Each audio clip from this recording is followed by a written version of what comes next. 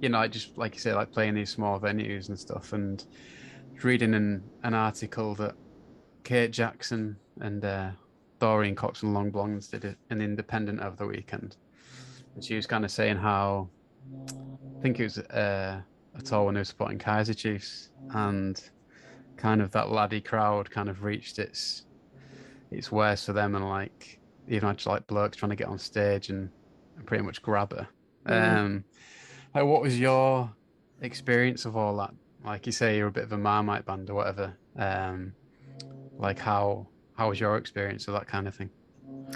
Yeah, I think it was it was something that we were all really conscious of. I mean, probably me, so I think more I was more vocal potentially about not being happy with that side of things.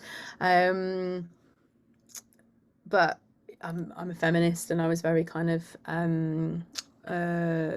like outspoken about that as well. So it was something that I didn't want to be a part of, and but then I had to change my outfit as a direct result of things, because the amount of like upskirting that would happen, and you just kind of like all of the people at the front just trying to take pictures up your dresses or up your skirts, and it's just like it just stop. It was just so frustrating. So this is why I ended up wearing like either kind of really thick colored like tights and leggings, or shorts, trousers. In the end, I stopped wearing dresses altogether, because I just thought I don't want to put myself in that situation.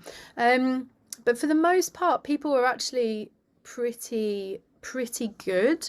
Like, we never had. I remember going to see the Dandy Warhols, and it was like the thing that the crowd just shouted like "Get your tits out." At the I can't remember her name, at her, and I just remember being in the audience like absolutely appalled that that was happening. Like, this is just not normal to harass a musician. Like, you just wouldn't do that to the men. I mean, potentially you probably would to him, but I think he was a pretty what's the word, like extroverted in that respect anyway. But yeah, I think Rose and Gwen definitely got asked far more about like their appearance than I did. I think because, like I said, I'd made that conscious decision to just try and change things. But yeah, for the most part, our crowd were pretty good. I did have to stop a show. Where were we? I think may have been Germany. I think it might have been Germany, where this guy just got like topless and started trying to have like a big circle pit in the middle of our show. And there were like loads of kind of young women at the front who were obviously not wanting that to happen. So, we weren't afraid to stop shows and call people out, which was good. But I don't think anyone ever tried to get up on stage with us that I'm aware of. Yeah, Right. I don't know. Maybe I've blacked out some memories.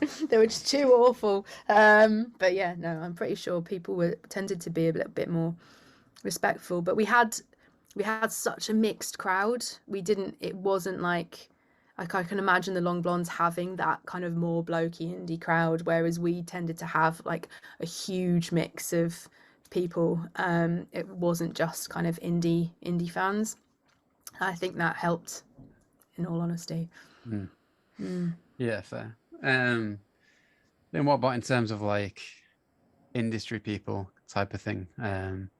Another quote from Kate was like, they turn up at gigs and they'd be going to the backstage area, and someone would be like, "Oh no, girlfriend's backstage," kind of thing. Um, just wondered, Oh, like, yeah. I don't know, yeah, your experience of that, like, in terms of the way you're treated, yeah.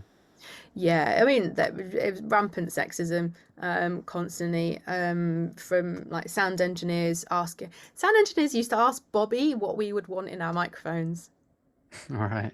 You just be like, why are you asking the guitarist who doesn't even have a microphone? Like, just ask us and we'll tell you, what we need and what we want.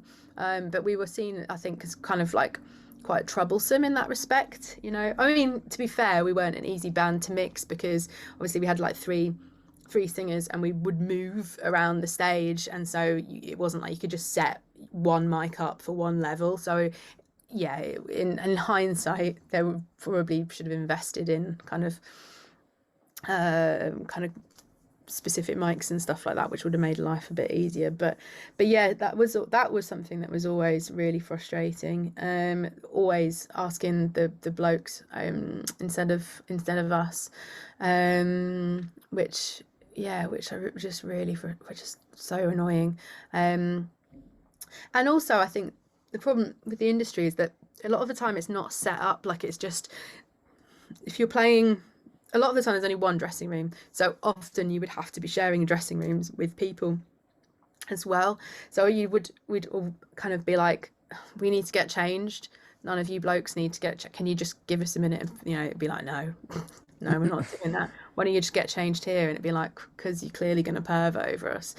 So we just used to have to get changed in the toilet, which is like completely unglamorous. But yeah, in that respect, it just isn't kind of set up for shows, like people who want to get changed and dressed up and do that kind of stuff, especially like toilet circuit gigs.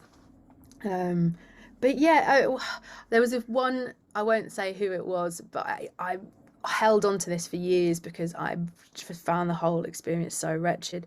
But we've been playing Summer Sonic in Japan, which is a great festival, and we at that point we'd kind of as is what happens on the touring circuit, you bump into the same bands repeatedly, and so you kind of have like a relationship with them, even though wouldn't say that they're your mates, but you speak to them, you have like a kind of a nice relationship with them. So we'd like seen Interpol a few times and hung out with them a few times, and they had a keyboardist. I don't even know if he still plays it for them now, called Dave, but we've been speaking to him, and he was in the corridor chatting to two other well-known male musicians. I won't name either of them, but we just were walking past, and we're just like, oh, hey Dave, we're gonna meet up later or go for a drink or do whatever it was. I was just like, yeah, ladies, I'll see you later. We're like, nice one. And as we walked off, one of them was just like, oh, they're your groupies, Dave. Like, absolutely chuckling to themselves. And I just turned around and eyeballed this guy. Because I was just like, how fucking dare you that's where your mind goes to? It was like we were all in matching outfits at the time. It was very obvious that we were, like, in a band. Do you know what I mean?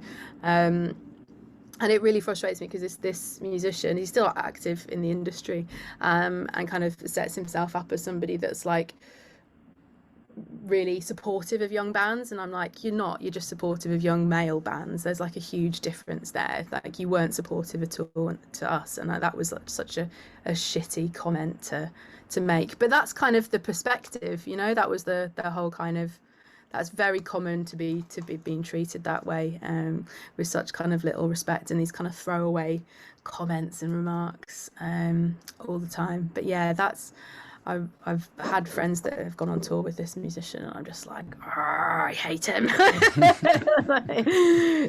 him I hate him.